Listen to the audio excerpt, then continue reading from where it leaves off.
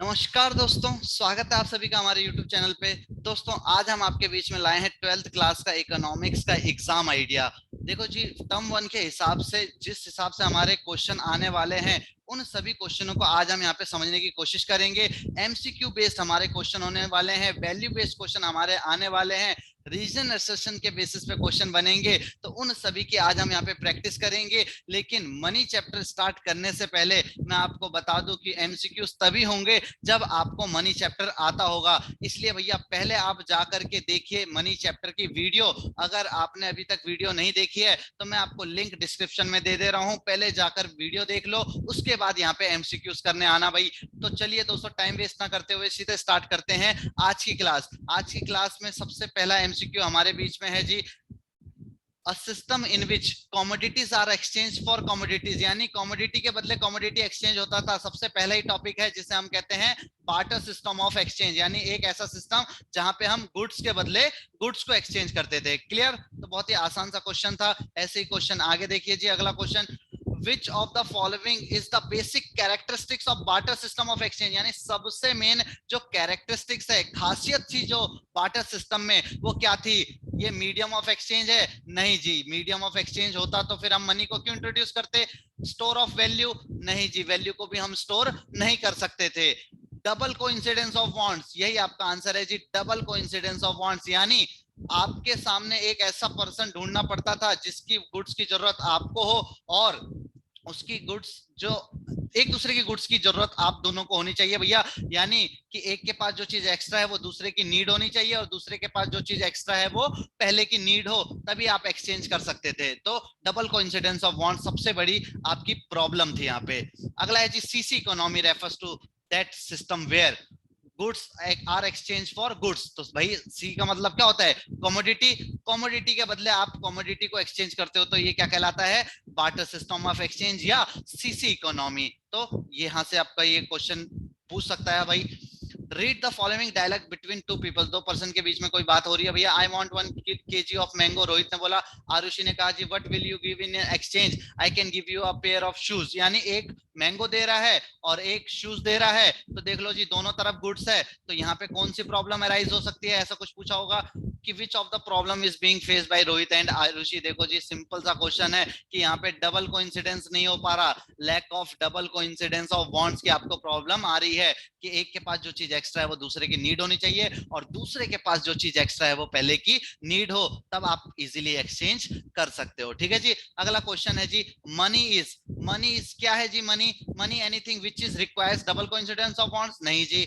Anything which is commonly accepted as a medium of exchange? जी, ये answer हो सकता है आपका। Anything which is commonly accepted as a commodity money? तो कॉमोडिटी मनी नहीं होती भैया, ये मीडियम ऑफ एक्सचेंज के तौर पे हम जिसे एक्सेप्ट करते हैं। तो आंसर सीधा सीधा आपको पता चल रहा है, मनी की डेफिनेशन है कि money is anything which is generally accepted as a medium of exchange. तो मनी की डेफिनेशन क्लियर है हमें।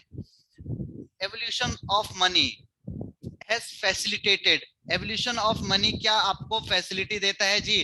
तो कॉमन यूनिट ऑफ एक्सचेंज, हाँ जी, हम एक्सचेंज कर सकते हैं मनी की मदद से। स्टोर ऑफ वैल्यू, तो ये एक तरह से फंक्शंस बन गए मनी के। क्या बन चुके हैं यहाँ पे? मनी के फंक्शंस, कि आप एक्सचेंज कर सकते हो, medium of exchange, store of value, transfer of value, standard deferred of payment. तो ये सारे ये आंसर हैं आपके। तो डी आपका यहाँ पे ऑप्शन चूज करना आपको। Evolution of money has facilitated all of this, मतलब मनी से, मुद्रा से क्या होता है जी? ये सारी चीजें होती है कि हम विनिमय कर सकते हैं, उसको जमा कर सकते हैं, और उसको ट्रांसफर कर सकते हैं, यानी हस्तांतरण कर सकते हैं। ठीक है जी। सेवेंथ क्वेश्चन का यहाँ पे पूछ रहा है, with the introduction of money, कि क्या है मनी? एक इंट्रोडक्शन क्यों करी मनी को इंट्रोड्यूस? तो भैया, act as of sale and purchase have been separated, मतलब इससे जो सेल और परचेज है वो सेपरेट हो जाए। मतलब पहले आपको सेल परचेज साथ में करना पड़ता था, कि तेरे पास जो चीज है फिर आपको उसकी चीज, दूसरे की चीज लेनी पड़ती थी। तो एक को सेल करना है तो आपको परचेज भी करना पड़ेगा, साथ में काम होता था जी आपके। Act of exchange has been separated, मतलब एक्सचेंज सेपरेट कर दिया। Acts of production and consumption have been separated. देखो, प्रोडक्शन कंजप्शन से कोई मतलब नहीं है, एक्सचेंज से कोई मतलब नहीं है, बट सेल और परचेज साथ में करना पड़ता था यहाँ पे, इसलिए इस चीज को इसने खत्म किया जी। Act of sale and purchase have been separated, अलग अलग कर दिया कि आप सेल अलग कर लो जा करके, उससे जो पैसा आएगा आपका जब मन करे तब परचेज कर लेना। तो ऐसे क्वेश्चन बनेंगे जी, sale and act purchase has been separated. ठीक है जी। क्वेश्चन अगला 8वां question, money which is accepted as a medium of exchange because of the trust between the payers and the payee, मतलब कि मैं दे रहा हूं और आप वो पैसा ले रहे हो, ऐसा कौन सा पैसा है? देखो जी, नॉर्मल अगर मनी हो तो उसको तो हर कोई एक्सेप्ट कर लेगा, फिएट मनी को हर कोई एक्सेप्ट कर देता है। बट अगर मैं आपको चेक दूं, आपको मैं ड्राफ्ट दूं, तो ये आपके ऊपर डिपेंड करता है कि आप इसे लेना चाहो या ना लेना चाहो। ऐसी मनी को हमने कहा था भैया बैंक मनी, या हमने इसको बोला था non legal tendered money, non legal tendered money, या इसका एक और नाम है फिड्यूसरी मनी। फिड्यूसरी मनी को भी यहाँ पे बैंक मनी या नॉन लीगल मनी के तौर पे देखा जाता है। तो आपका यहाँ पे ऑप्शन नंबर डी है। ये क्वेश्चन आपके लिए इंपॉर्टेंट बन सकता है भैया, कि कौन सा पैसा ऐसा होता है कि जिसमें एक जो बंदा है वो दे रहा है तो दूसरा ट्रस्ट पे उसको ले। तो भैया ट्रस्ट तभी करेंगे जब वो चेक, ड्राफ्ट, जो भी चीज है वो एक फिड्यूसरी मनी होगी। ठीक है जी। अगला question, money that is used by the authority of the government is called. कौन सी मनी है जी जो हमारी गवर्नमेंट अथॉरिटी से अप्रूव्ड होती है? तो उसे हमने नाम दिया था फिएट मनी। वीडियो देख लेना भैया, एक एक चीज सब पढ़ा रखी है आपको। फिएट मनी क्या होती है, लीगल टेंडर मनी क्या होती है, नॉन लीगल टेंडर मनी क्या होती है। Money value is equals to commodity value. अब एक नया क्वेश्चन आया है आपके बीच में कि money value is equals to commodity value. तो ऐसी कौन सी मनी होती है जिसकी कमोडिटी वैल्यू भी और मनी वैल्यू भी दोनों इक्वल हो? क्या हो जी? दोनों इक्वल, कमोडिटी वैल्यू और मनी वैल्यू। तो इसे हम कहते हैं फुल बॉडीड मनी। कौन सी मनी कहते हैं जी? Full bodied money. जैसे मैं पहले के टाइम पे बोलूं कि पहले के टाइम पे राजा महाराजा गोल्ड के कॉइन्स चलाते थे। अब उस टाइम पे जितनी गोल्ड की वैल्यू होती थी उतनी ही वैल्यू किसकी होती थी जी? उतनी ही वैल्यू हमारी होती थी मनी की। यानी एक आपको गोल्ड का सिक्का दिया तो जितने गोल्ड की वैल्यू है उतनी ही आपकी मनी की वैल्यू होती थी। तो इसे हम कहते हैं फुल बॉडीड मनी। तो money value is equals to commodity value. यानी एक गोल्ड का सिक्का अगर आपको मैं दूं तो मान लो वो गोल्ड का सिक्का है 50,000 का, तो उसकी वैल्यू, मनी वैल्यू भी उतनी है और उसकी कमोडिटी वैल्यू भी उतनी है, दोनों वैल्यू इक्वल होती है। इसे हम कहते हैं फुल बॉडीड मनी। ठीक है जी, यहां से आपको क्वेश्चन बन जाएगा। अगला क्वेश्चन जी, electronic transfer of money in terms of credit debit entries of the account holder in the bank is called. मतलब बैंक के अंदर आप कौन सी मनी यूज कर रहे हो? Electronic money. तो इसे इलेक्ट्रॉनिक मनी का ही शॉर्ट फॉर्म होता है ई मनी। तो यहाँ पे तो क्वेश्चन में ही आंसर है, इलेक्ट्रॉनिक ट्रांसफर ऑफ मनी का मतलब ई मनी। क्लियर? ई माने इलेक्ट्रॉनिक। नेक्स्ट क्वेश्चन पे चले। कह रहा है in case of credit money. तो क्रेडिट मनी क्या होती है इसको जरा समझ लीजिए। क्रेडिट मनी का मतलब होता है जी, देखो आपकी इकोनॉमी में एक नोट है, एक नोट है, मान लो 2,000 रुपए का नोट है। अब क्या ये नोट 2,000 रुपए का बनता है भाई? बिल्कुल नहीं। ये बनता है आपका 2-3 रुपए में बन जाता है नोट। अब ये 2-3 रुपए का नोट बनता है बट इसकी वैल्यू कितनी होती है? 2,000। तो इसकी एक्चुअल वैल्यू जो मनी वैल्यू है इसकी कागज के टुकड़े से कहीं ज्यादा है। तो money value is greater than होती है कमोडिटी वैल्यू। उसे हम कहते हैं क्रेडिट मनी। यानी जब उसकी फेस वैल्यू या मनी वैल्यू जो है वो ज्यादा है इस कागज के टुकड़े से, जिसे हम कहते हैं कमोडिटी। ये कागज का टुकड़ा है हमारे लिए, अगर सरकार ने इसमें से फिएट मनी या फिड्यूस लीगल टेंडर खत्म कर दिया तो फिर ये तो कागज का टुकड़ा बन जाएगा। जैसे सरकार ने 500 और 1000 के नोट बैन करके किया था, कागज के टुकड़े बना दिए थे, तो वो कागज के टुकड़े की कोई वैल्यू नहीं है, वो 2 रुपए का होगा ज्यादा से ज्यादा, बट उसकी फेस वैल्यू कितनी है? 2,000। तो money value is greater than जब होती है कमोडिटी वैल्यू से, इसे हम कहते हैं क्रेडिट मनी। क्लियर? आगे बढ़े। E money functions as a medium of exchange by way of, कहता है कि e money functions as a medium of exchange by way of transfer of value from one account to the other account, cash payment. तो देखो भाई electronic money है तो cash में कैसे होगा? ये तो गलत हो गया। पेमेंट थ्रू चेक्स, तो चेक में भी नहीं होगा। आपका आंसर क्या होगा जी? ए, कि एक के अकाउंट से सीधा दूसरे के अकाउंट में हमने ट्रांसफर कर दिए, तो इसे हम कहते हैं इलेक्ट्रॉनिक मनी। कौन सी मनी? Electronic money. ठीक है जी। मनी इज अ, मनी देखो जी बहुत बड़ा कॉन्सेप्ट है, एक डायनेमिक कॉन्सेप्ट है, डायनेमिक फैक्टर है मनी में। मतलब मनी सप्लाई बहुत बड़ा लेवल पे काम करते हैं हम। कोई ऐसा नहीं है कि भाई मनी एक जगह पे स्टैटिक रहती है, उसमें चेंज आते रहते हैं। Money is a dynamic factor. ठीक है जी।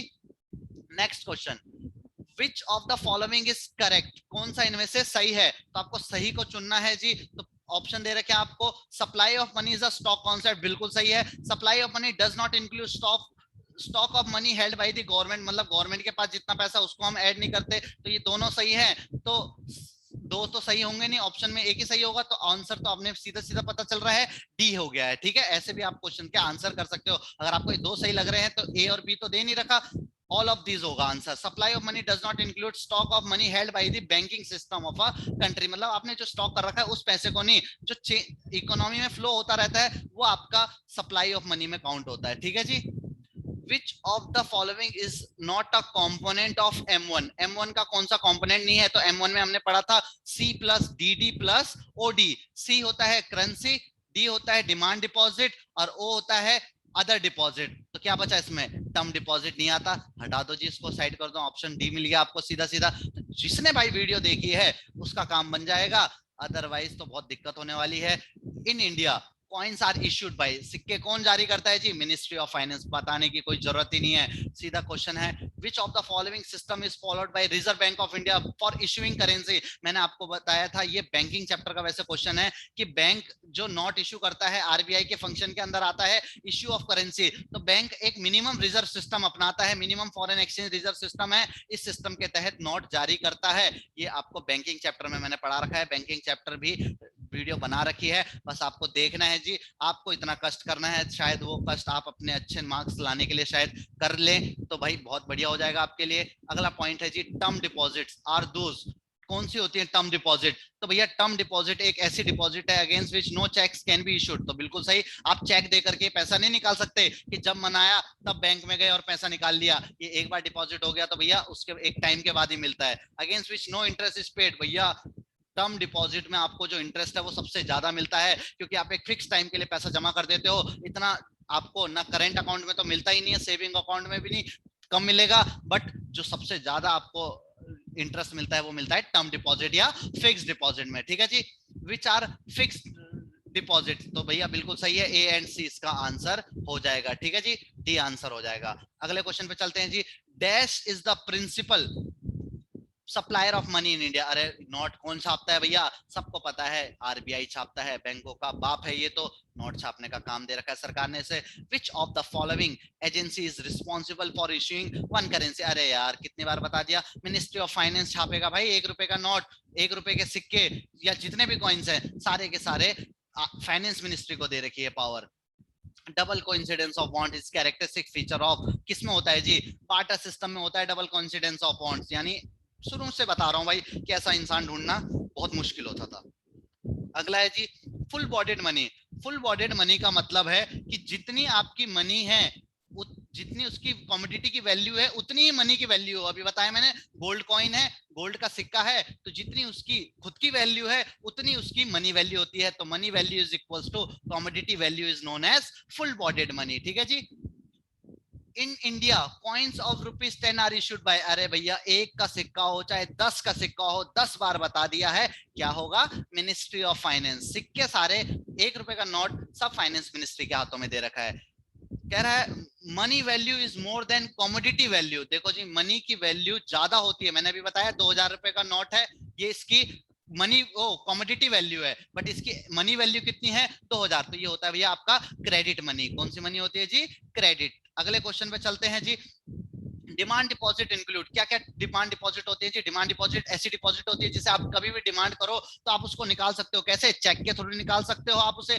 Deposit which can be withdrawn on demand, यानी जिसे आप विथड्रॉ ऑन डिमांड कर सकते हो। और फिक्स डिपॉजिट, तो भैया फिक्स डिपॉजिट डिमांड डिपॉजिट नहीं होती, इसे हम टर्म डिपॉजिट के नाम से जानते हैं। ठीक है जी, तो आपका आंसर हो गया बोथ ए एंड बी, क्या हो गया जी answer, both A and B. अगले टॉपिक पे चलते हैं, अगला question, money created by the commercial bank by way of demand deposit, यानी जो बैंक की अपनी डिपॉजिट होती है उससे आप मनी जो क्रिएट करते हो उसे हम कहते हैं बैंक मनी। यहाँ पे क्रेडिट क्रिएशन नहीं है बच्चों, क्रेडिट मनी पे टिक मत कर देना, ये क्रेडिट मनी है, क्रेडिट क्रिएशन नहीं है।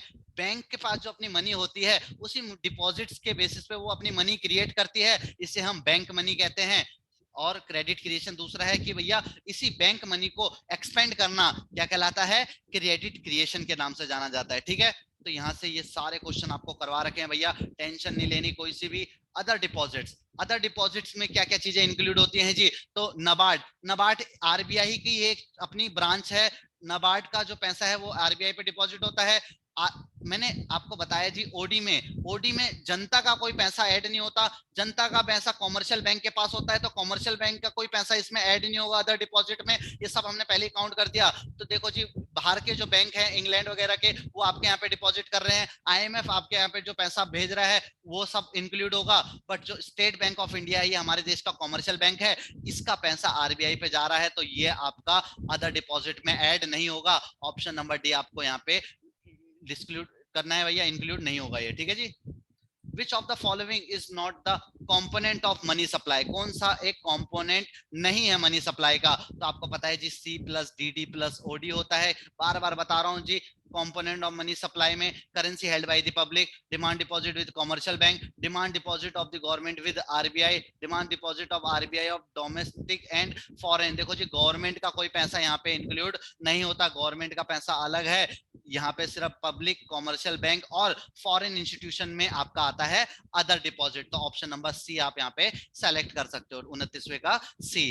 अगला क्वेश्चन है जी, demand deposit includes, demand deposits क्या क्या चीजें इंक्लूड करता है? तो इसमें आती है आपकी saving account deposits and fix deposit, saving account deposits and current account deposits, current account deposits and fix deposit. तो देखो, डिमांड डिपॉजिट होती क्या है? ऐसी डिपॉजिट जिसको आप कभी भी आप बाहर वापस ले सकते हो। तो भैया ये फिक्स डिपॉजिट तो आएगा नहीं इसमें, यहाँ पे भी फिक्स डिपॉजिट है, ये भी नहीं आएगा। तो इसमें करंट अकाउंट हो चाहे सेविंग अकाउंट हो, उसमें जो पैसा डिपॉजिट करते हैं, इसे हम डिमांड डिपॉजिट कहते हैं, क्योंकि इसको आप कभी भी जब भी डिमांड करोगे इस पैसे को निकलवा सकते हो। तो ये आपके डिमांड डिपॉजिट के तौर पे यहाँ पे देखा जाता है, ठीक है जी। Which of the following is not a drawback of barter system? कौन सा एक ड्रॉबैक नहीं है? तो भैया आप वैल्यू को मेजर नहीं कर सकते। क्या नहीं कर सकते भैया? इसमें वैल्यू को मेजर, सीधा सीधा आंसर दिख रहा है मुझे यहाँ से 31वें का सी, क्योंकि डिफिकल्टी ऑफ स्टोर भी होती है, कोइंसिडेंस ऑफ बॉन्ड्स भी होता है, तो वैल्यू को मेजर नहीं कर पाते थे, ठीक है जी। Supply of money refers to, अरे यार सप्लाई ऑफ मनी बता दिया हमने, इतनी बार बता दिया है कि मनी सप्लाई क्या होता है। Currency held by the public, currency held by the reserve bank of India, currency held by public and demand deposit with commercial bank. तो ये आपका एकदम से करेक्ट आंसर है सी, ठीक है जी। गवर्नमेंट अकाउंट भी नहीं होगा इसमें। Money as a dash has removed the major difficulty of double coincidence of bond under the barter system of exchange। तो यानी मीडियम ऑफ एक्सचेंज आपकी जो प्रॉब्लम थी उसको दूर किया किसने? मनी ने आकर के, ठीक है। Supply of money, money supply एक स्टॉक कॉन्सेप्ट है, और स्टॉक वो होता है जिसको हम किसी भी पॉइंट ऑफ टाइम पे मेजर करते हैं। तो पॉइंट ऑफ टाइम पे, as on any point of time. तो भैया आंसर सी है। वीडियो देख लेना भाई, वीडियो देख ली तो ये सारे क्वेश्चन देख रहे हो सब सॉल्व हो रहे हैं आपको इजीली। अगले क्वेश्चन पे चलते हैं। In India dash issues 1 rupees note. तो भैया मैं नहीं बता रहा इस क्वेश्चन का आंसर, ये अब आप खुद कर सकते हो कि 1 रुपए का नोट कौन छापता है भैया। तो कमेंट में आंसर दे देना जी, इतनी बार बता दिया है। A thing which is commonly accepted as a medium of exchange is called money। कोई भी चीज है भैया उसको मीडियम ऑफ एक्सचेंज के तौर पे हम एक्सेप्ट करते हैं, वो सिर्फ मनी है, बाकी कुछ चीज हम ऐसे इजीली एक्सेप्ट नहीं कर सकते। तो कहता है dash value of paper note is what is written on it, मतलब मनी वैल्यू होती है उसकी, उसके ऊपर जो वैल्यू लिखी रहती है या तो उसे फेस वैल्यू या मनी वैल्यू कहते हैं उसकी, ठीक है। Which of the following is the producer of money in India? जी ये भी आप कमेंट में आंसर दे देना। 38वें का आंसर आपको कमेंट में देना है कि कौन हमारे देश में नोट छापता है। चेक्स आर, चेक क्या है अभी बताया आपको, ये एक नॉन लीगल टेंडर्ड मनी है, या इसे बैंक मनी भी बोलते हैं, या इसे फिड्यूसरी मनी भी कहते हैं, ठीक है जी। ये नाम याद रखना, ये बहुत इंपॉर्टेंट है। फिड्यूसरी मनी आपसे क्वेश्चन पूछ सकता है।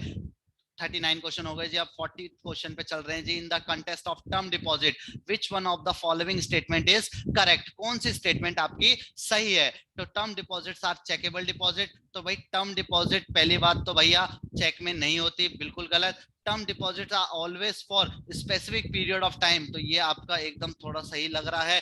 तो अगला देखते हैं। Term deposit are part of money supply, बिल्कुल नहीं जी, एमन मेजरमेंट में नहीं आता है। तो आपका आंसर सीधा सीधा हो गया जी बी। Bank money refers to, bank money कौन सी मनी होती है जी? बैंक मनी वो मनी है जिसको हम पब्लिक डिपॉजिट करती है किसके पास? Demand deposit of the peoples with the commercial bank, commercial bank के पास जो आपने पैसा जमा किया है वो बैंक मनी होता है। ठीक है, पहला ही आंसर है आपका सीधा सीधा। बाकी आंसर भी देख लेना, बट यहाँ पे मेरे को सीधा आरबीआई दिख रहा है, तो आरबीआई के पास हम बैंक मनी के तौर पे पैसा नहीं रखते। ठीक है जी। The origin of money is related to the need of facilitating investment, exchange, consumption, production. तो भैया मनी की नीड हमें तब पड़ी जब हमें एक्सचेंज करना था। क्या करना था जी? एक्सचेंज। ठीक है। Supply of money does not include, supply of money does not include, किसको इंक्लूड नहीं करता जी? गवर्नमेंट को इंक्लूड नहीं करता, गवर्नमेंट का पैसा इसमें इंक्लूड नहीं होता, सरकार का कोई पैसा नहीं होता जी। आपको आंसर तैयार रखने अपने सीधे सीधे। कह रहा विच of the following is the component of M1, M1 measurement का कौन सा एक कंपोनेंट है? तो 14th का है भैया आपका आंसर। देखें जी, demand deposit, term deposit, term deposit नहीं आएगा, सेकेंडरी डिपॉजिट नहीं आएगा, प्राइमरी डिपॉजिट नहीं आएगा, सिर्फ डिमांड डिपॉजिट आते हैं। सिर्फ कौन सी डिपॉजिट ऐड करनी है जी? Demand deposit. मैंने आपको ये वीडियो में बहुत बार बताया है। ठीक है जी। Including saving account deposit and current account deposit. तो भैया कह रहा है कौन सी चीज को हम यहाँ पे इंक्लूड करते हैं? तो टाइम डिपॉजिट को नहीं करेंगे।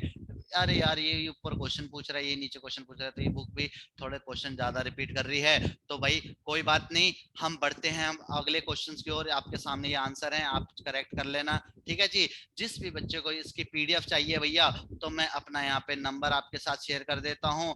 आप इस नंबर पे मैसेज करके मेरे से ये पीडीएफ मांग सकते हैं, या मेरे को आप इंस्टाग्राम पे फॉलो कर सकते हैं जी, Chauhan_Suraj95। ठीक है जी। यहाँ पे भी आप मुझे फॉलो कर सकते हैं।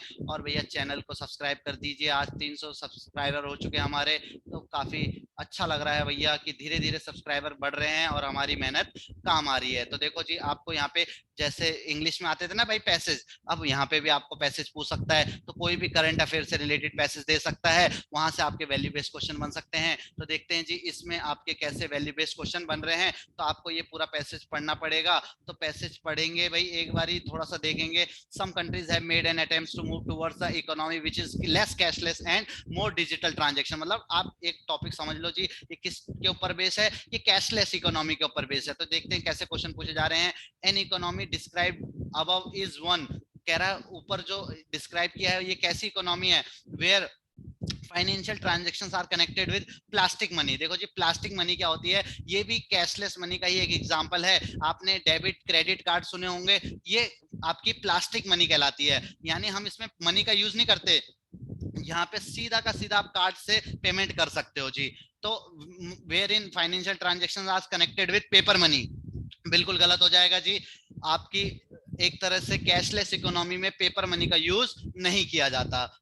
Where in financial transaction are connected with e money, electronic money. यानी आप जो डिजिटल पेमेंट करते हो आज के टाइम में, इसे हम इलेक्ट्रॉनिक मनी के तौर पे कहते हैं। तो बोथ ए और सी इसका आंसर हो सकता है। आपको सीधा कॉन्सेप्ट देखना है जी, कॉन्सेप्ट क्या है? कैशलेस मनी है, तो वहां पे पेपर मनी का कुछ काम ही नहीं है।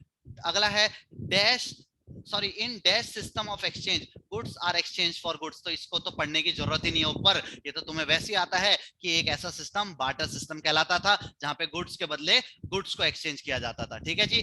Cash cards are the example of, cash card क्या है जी? एग्जांपल है किस चीज के? पेपर मनी के, प्लास्टिक मनी के, फिड्यूसरी फिएट मनी। तो भैया कैश कार्ड, जो कार्ड्स का आप यूज करते हो, ये आपकी प्लास्टिक मनी होती है। क्या होती है जी? ये प्लास्टिक मनी। ई मनी, ई मनी क्या है जी? ई मनी में हम कैसे ट्रांजैक्शंस करते हैं? तो भैया फिजिकल ट्रांसफर नहीं जी, नोट तो होते ही नहीं, इसमें फिजिकल ट्रांसफर नहीं है। Electronic transfer of money by way of only credit entries in the bank account. मतलब आप क्या करो जी, यहाँ पे मनी का यूज कर रहे हो? नहीं, कैसा use? Only credit entries, credit debit दोनों होता है जी। क्या होता है? क्रेडिट और डेबिट दोनों होता है। ये नहीं कि सिर्फ आपने इलेक्ट्रॉनिक ट्रांसफर किया जी, आप सिर्फ जमा करा सकते हो, निकाल भी सकते हो। ठीक है जी। Electronic transfer money by way of credit debit entries of the bank account. तो सीधा आपको समझना है जी कॉन्सेप्ट क्या कह रहा है। आंसर मनी चैप्टर से रिलेटेड ही होंगे, बहुत ईजी होंगे। ऐसे करंट बेसिस पे आपके ये क्वेश्चन बन रहे हैं। तो ये सारे क्वेश्चन आप मेरे से पीडीएफ ले लेना, आप खुद प्रैक्टिस करना। आंसर भी इसमें दे रखे हैं भैया। तो मेरे पे इतना अभी टाइम इसमें कमी है हमारे पास, तो ज्यादा लंबी वीडियो नहीं बनानी, आपको मैं कुछ रीजन असर्शन क्वेश्चन पे लेके चलता हूँ। ये सारे क्वेश्चन की आप मेरे से पीडीएफ ले लेना, वहां पे आप इनको खुद सॉल्व करना, जो क्वेश्चन ना आए उससे कमेंट बॉक्स में मेरे से पूछ लेना, ठीक है जी। अब हम कुछ रीजन असर्शन क्वेश्चन की ओर फोकस करते हैं, क्योंकि यहाँ से भी काफी इंपॉर्टेंट क्वेश्चन बन सकते हैं इस चैप्टर में। कहता है असर्शन और रीजन कैसे करते हैं जी। असर्शन और रीजन क्वेश्चन पहले ये समझ लीजिए। सबसे पहले आपको दोनों असर्शन और रीजन को अलग अलग पढ़ना है। दोनों आपके फैक्ट्स दे रखे होते हैं, जो चीज आपको बुक में पढ़ा रखी रहती है चैप्टर में, वो फैक्ट्स अगर दोनों सही हैं और दोनों सही होने की सिचुएशन में अब आपको चेक करना है कि ये जो रीजन है ये इस असर्शन को सही ढंग से एक्सप्लेन कर रहा है या नहीं कर रहा, ये आपको यहाँ पे समझना होता है भाई। तो इसी के बेसिस पे आपके चार ऑप्शन बनते हैं कि पहला ऑप्शन आपका बोथ असर्शन और रीजन सही है, और रीजन जो है वो असर्शन का करेक्ट एक्सप्लेनेशन है, यानी वो सही ढंग से एक्सप्लेन कर रहा है किसे, असर्शन को। दूसरा है जी रीजन और असर्शन दोनों सही हैं, बट जो रीजन है वो असर्शन से रिलेटेड नहीं है, वो उसको एक्सप्लेन नहीं कर रहा। आपको दोनों की तार जोड़नी है, दोनों को कनेक्ट करना है। अगर वो कनेक्ट हो रहे हैं तो ऑप्शन चुनना है ए, और अगर कनेक्ट नहीं हो रहे हैं तो ऑप्शन बी। कभी कभी होगा कि असर्शन सही होगा, रीजन गलत हो जाएगा, तो आपको ऑप्शन चुनना है सी। और अभी कभी आपको क्वेश्चन पूछेगा कि असर्शन गलत होगा और रीजन सही होगा, तो ऑप्शन नंबर डी। सबसे पहले आपको दोनों फैक्ट्स को एक एक करके पढ़ना है। तो कहता है in CC economy goods were sold for money. देखो जी, एक सीसी इकोनॉमी एक ऐसी इकोनॉमी है जहां पे गुड्स को सोल्ड किया जाता है, किसके लिए, मनी के लिए। तो ऑब्वियसली बात है भाई, एकदम गलत है ये। गुड्स के बदले हम गुड्स को एक्सचेंज करते हैं, किसके बदले किसको एक्सचेंज करते हैं जी, गुड्स के बदले गुड्स को एक्सचेंज करते हैं, तो उसे हम सीसी इकोनॉमी कहते हैं। तो ये तो बिल्कुल गलत हो गया। अब देखो हमने फैक्ट पढ़ा, वो गलत पता चला हमें। अगला देखो, barter system of exchange in system which goods are exchange for goods. तो भैया हमारा असर्शन गलत है और रीजन सही है, तो assertion is false but reason is true, option D. सीधा सीधा आप आंसर चुन लोगे, ठीक है। तो रीजन असर्शन में पहले दोनों फैक्ट्स को पढ़ो, अगर दोनों सही हैं तो फिर उसके बाद रीजन को एक्सप्लेन करना। देखो जी, इस क्वेश्चन में जैसे notes and coins are money backed with authority of government. तो जी नोट और कॉइन क्या है जी, आपकी गवर्नमेंट अथॉरिटी के थ्रू अप्रूव्ड होते हैं। Notes and coins are legal tender. तो देखो ये भी सही है और ये भी सही है, दोनों सही हैं। अब हम इन दोनों को रिलेट करेंगे, क्या ये आपस में रिलेट हो रहे हैं? तो भैया जब सरकार मंजूरी देती है जिस चीज को कि आप नोट और कॉइन हो, तो उसको हम लीगल टेंडर्ड मनी के तौर पे कहते हैं। तो भैया ये रीजन जो है वो असर्शन को करेक्ट एक्सप्लेन कर रहा है, तो ऐसे में आपका ऑप्शन हो जाएगा ए, ठीक है जी। तो आंसर भी आपको यहाँ पे दे रखा है ए। अगले क्वेश्चन पे चलते हैं जी। अगला क्वेश्चन हमारे कहता है कि असर्शन और रीजन में not issuing in India is governed bye minimum reserve system. तो भाई नॉट इशू करती है इंडियन गवर्नमेंट किस सिस्टम के अंदर, मिनिमम रिजर्व सिस्टम के अंदर। आपको बता रखा है मैंने। Term deposits are checkable deposit. अरे पहली बात तो ये इससे कुछ ऊपर वाले से तो रिलेट नहीं है, बट ये सही भी नहीं है। Term deposits are checkable deposit मतलब आप इसको चेक पास करके निकाल सकते हो। टर्म डिपॉजिट भैया एक फिक्स डिपॉजिट होती है, एक फिक्स टाइम के लिए रहती है, तो ये तो बिल्कुल गलत हो जाता है। फर्स्ट सही है और सेकंड गलत है, ठीक है जी। यहाँ पे ऑप्शन होगा जी फर्स्ट सही है और सेकंड गलत है, ऑप्शन नंबर सी। तो ऐसे ही इसमें और बहुत सारे क्वेश्चन हैं आपके लिए कि stock of money held by supplier of money is a part of supply of money in the country. तो भैया यहाँ पे ये ऑप्शन मेरे को बिल्कुल गलत लग रहा है, असर्शन एकदम गलत है। Stock of money held by the supplier of money is a part of money supply. तो भैया stock of money held by the supplier of money ये कुछ बनता ही नहीं है, तो ठीक है ये गलत है। In India RBI is the principal supplier of money, तो बिल्कुल सही है जी। रीजन सही है, असर्शन गलत है, तो ऑप्शन नंबर यहाँ पे डी चूज कर लोगे। तो ऐसे ही आप सारे के सारे क्वेश्चन कर सकते हो, बस आपको फैक्ट्स पे काम करना है। फैक्ट्स अगर आपको समझ में आते हैं तो आपका काम इजी हो जाएगा। तो भाई ज्यादा लंबी ना करते हुए इस वीडियो को, ये सारे क्वेश्चन, इसमें काफी सारे क्वेश्चन है, आप मेरे से पीडीएफ ले लेना और वहां पे खुद प्रैक्टिस करना। अब आपको कोई भी क्वेश्चन इसमें मुश्किल नहीं लगेगा। चलिए दोस्तों, अब इस वीडियो का यहीं पे समाप्त करते हैं और उम्मीद करता हूं आपको ये क्वेश्चन समझ में आए होंगे और आप अपने एग्जाम के लिए भैया पूरी तैयारी कर रहे हो। तो भैया कम से कम इस वीडियो को शेयर जरूर कर देना अपने दोस्तों तक, जिससे उन लोगों तक ये सारी चीजें पहुंच पाए। तो धन्यवाद आप सभी का, मिलते हैं आपको नेक्स्ट लेक्चर में, तब तक के लिए tata bye bye, see you.